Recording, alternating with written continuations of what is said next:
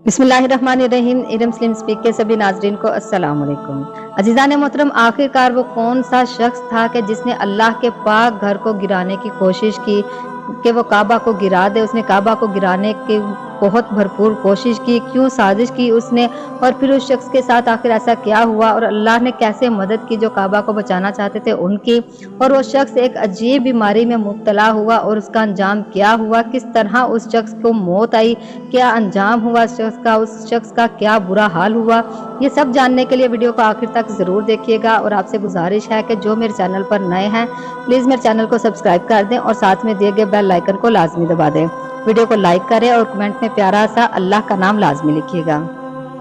अजीज़ान मोहतरम, Abraha governor यानी कि ये हाकम था यमन के शाह हबशा नजाशी की तरफ से। ये वो नजाशी नहीं था जिसके नबी पाक सल्लल्लाहु अलैहि वसल्लम के सहाबा कराम ने हिजरत की, बल्कि उसके वालिद नजाशी ने कुछ हिस्सा फतह किया था। उसने अपना हाकम भेजा था जिसका नाम अबरहा था। अबरहा नजाशी का हाकम यमन का ये हाकम था और वो देखता था कि उसके लोग हर साल शुमाल की तरफ जाते हैं। तब वो उनसे पूछता कि तुम लोग कहाँ जाते हो हर साल। लोग कहते कि हम हज पे जा रहे हैं। तो ये कहता कि क्यों, वहाँ पर क्या है।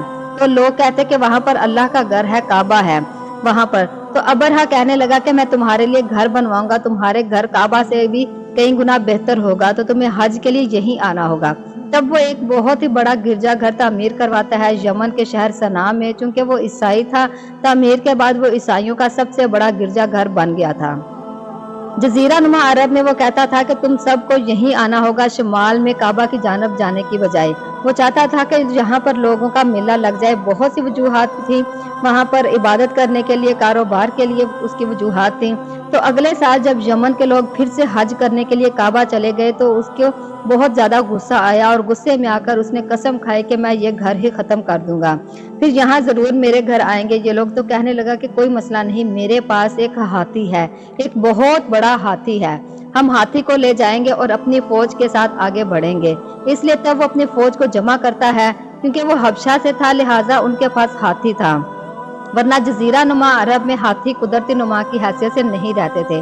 लेकिन चूंकि वो अफ्रीका के रहने वाले थे इसलिए उसके पास एक हाथी था। वो हाथी को जंग की तरबियत देने से वाकिफ थे, इसलिए उसने हाथी को जंग की तरबियत दी। और जब वो काबा की तरफ रवाना हुए अपनी फौज के साथ, जिसमें बयान होता है कि तकरीबन 8 हाथी थे, कुछ का कहना है कि तकरीबन 20 हाथी थे, कुछ रिवायात कहती हैं कि वहाँ सिर्फ और सिर्फ एक बड़ा हाथी था, बाकी आम ऊंट वगैरह थी। कुछ रिवायात हैं कि हाथियों की लाइनें थी।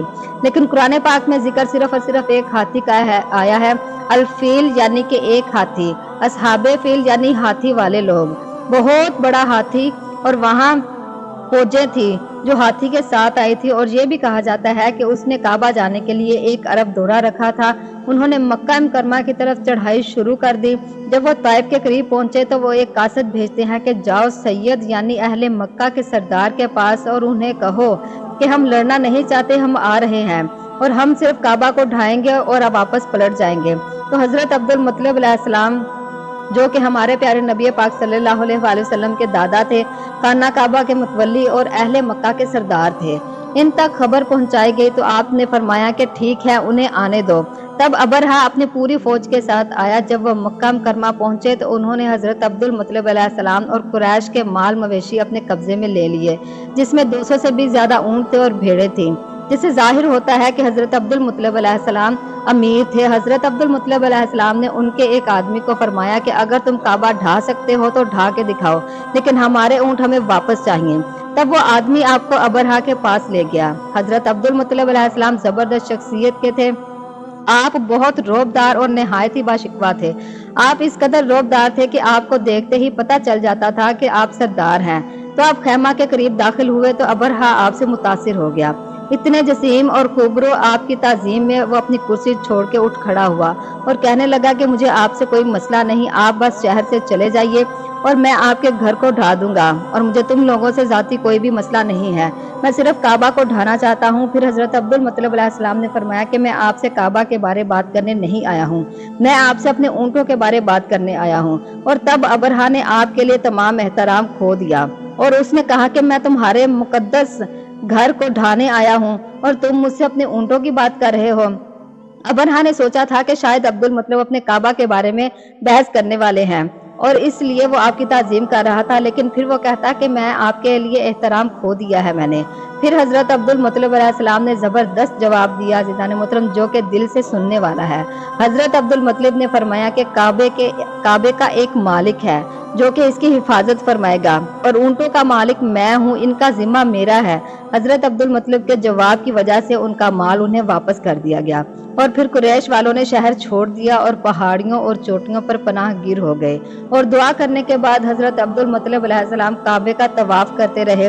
اس کے بعد آپ کعبے کا دروازہ پکڑ کر التجا کر رہے ہوتے ہیں کہ اللہ، ہم اس فوج سے نہیں لڑ سکتے، وہ طاقتور ہیں، ان کے پاس ہاتھی ہیں، ہزاروں آدمی ہیں، آپ ہماری مدد کریں، آپ کعبے کی حفاظت فرمائیے۔ ادھر وہ لوگ مزید بڑھنے لگے، ہاتھی نے چلنے سے انکار کر دیا، باقی ہاتھی بھی رک گئے تو انہوں نے اسے مارنا شروع کیا۔ ہاتھی مزید پھر بھی نہ چلا، جب اس کا رخ بدل کر اسے مارا تو ہاتھی بھاگنے لگا، تو انہوں نے اس کا روکا، رخ بدلا اور پکڑ لیا اس کو۔ آخر کسی نے روکا نہ، اسے کس نے روکا؟ اسے اللہ پاک کی ذات بابرکت نے روکا۔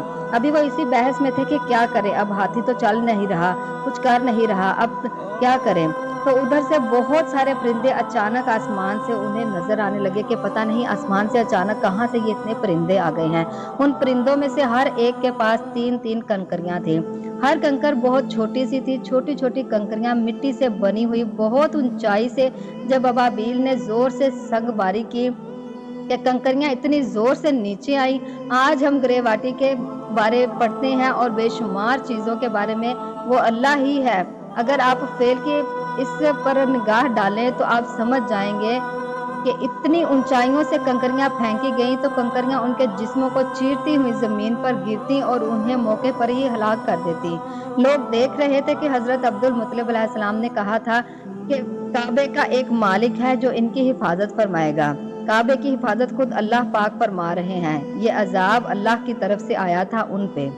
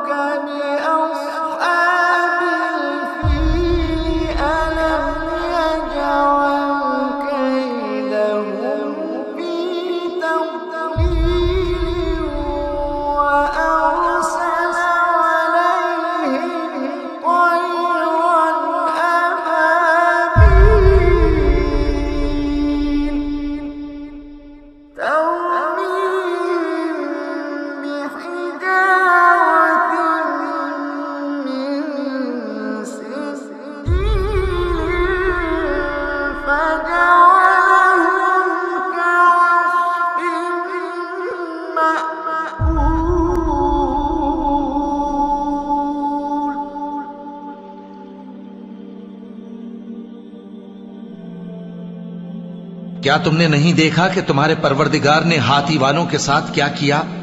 کیا اس نے ان کا داؤں غلط نہیں کیا؟ اور اس نے ان پر جھنڈ کے جھنڈ پرندے چھوڑ دیے جو ان پر کھنگر کی پتھریاں پھینکتے تھے، تو اس نے ان کو ایسا کر دیا جیسے کھایا ہوا پھس۔ اور ان میں سے کچھ مارے گئے، کچھ زخمی ہو گئے اور باقی کے واپس چلے گئے، اور انہیں ایک ایسی بیماری کا سامنا کرنا پڑا جو علاج بیماری رہی، اور خود ابرہہ گرتا بھڑکتا کس حالت میں وہ صنعا تک پہنچا اور نہایت دردناک عذاب میں گرفتار ہو گیا اور بری موت مرا۔ یہ واقعہ نبی پاک صلی اللہ علیہ وآلہ وسلم کی ولادت سے کچھ عرصہ پہلے کا تھا۔ جس نے بھی آنکھ اٹھا کر کعبے کو دیکھنے کی کوشش کی، بری نیت سے وہ اپنے برے انجام کو ہی پہنچا۔ اگر آپ کو ہماری ویڈیو یہ پسند آئی ہے تو پلیز ہمارے چینل کو سبسکرائب کرنا مت بھولیے گا۔ اپنا بہت سارا خیال رکھیے گا، ملتی ہوں اپنی نیکسٹ ویڈیو میں۔ اللہ حافظ۔